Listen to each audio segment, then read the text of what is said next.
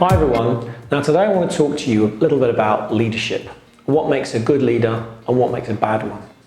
Now in March we saw the UAE relaxing its policies regarding employee rights. And that's because it was a knee-jerk reaction to support local businesses stay afloat. And naturally, when a company is not generating revenue and it's pretty much dead in the water, the first thing that happens is they start reducing their overheads. And of course, manpower tends to be one of the largest expenses in any organization. So, of course, we saw a lot of people either losing their jobs overnight or taking heavy pay cuts. Now, this shift in power has presented business owners with more freedom and ultimately less accountability. So the real test is how a leader will behave when yielding such power. Will he or she rise to the occasion and use this as an opportunity to actually come together or closer to their employees? Or will they take advantage of the situation and exploit the rights of their workforce?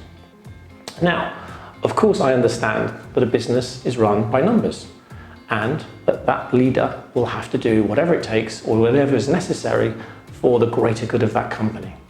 But at what cost? Making good decisions in good times is easy. It's making tough decisions in challenging times, which is really a test of true leadership.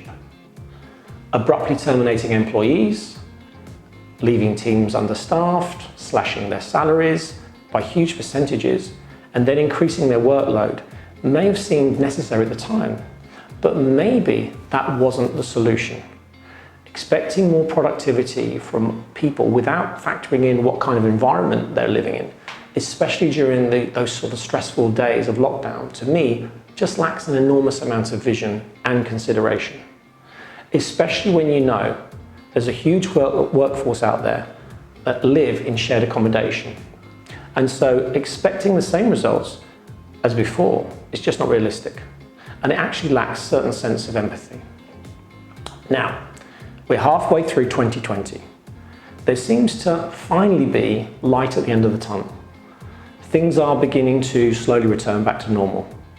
So, if you're a business leader and anything I've talked about in this video resonates with you, then here are a few things that you should be doing in order to help you develop a stronger and closer relationship with your employees. Firstly, stop treating your employees as a workforce and start thinking of them as your extended family. Try to meet with everyone in your company in person, or set up a video call and ask them these sort of simple questions like, how are you doing? How's your family back home? How are you managing with all your tasks? What can I do to help improve your productivity? Now, just a few of these questions will actually take no more than 20 to 30 per person, but will actually make a very dramatic improvement in how your employees see you and what they feel about your organization as a whole. And this is the difference between someone who leads through respect and someone who governs with fear.